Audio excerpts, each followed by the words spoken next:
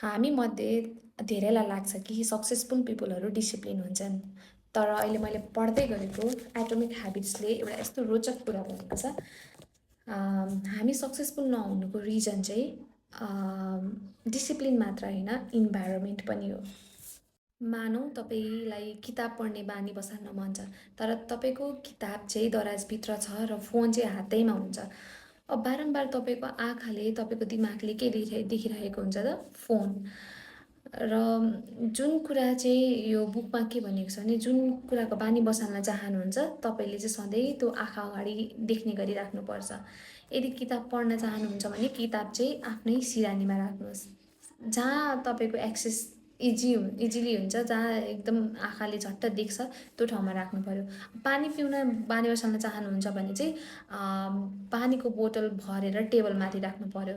जहाँ तपाईँको आँखाले देख्न भ्याउँछ त्यहाँ राख्नु पऱ्यो।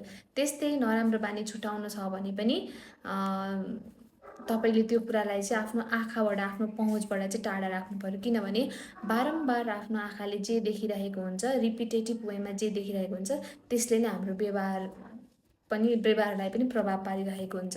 अब तपाईँलाई सामाजिक सञ्जाल चलाउन कम गर्नु छ, टिकटक, इन्स्टाग्राम चलाउन कम गर्नु छ भने सो एपहरूको चाहिँ नोटिफिकेसन अफ गरिदिने वा एप नै डिलिट गरिदिने पनि गर्न सकिन्छ। किनभने जुन कुरा कम देखिन्छ, कम सम्झिनुहुन्छ, त्यति नै तपाईँको बानीहरू पनि त्यसको आदतहरू पनि छुट्दै जान्छ।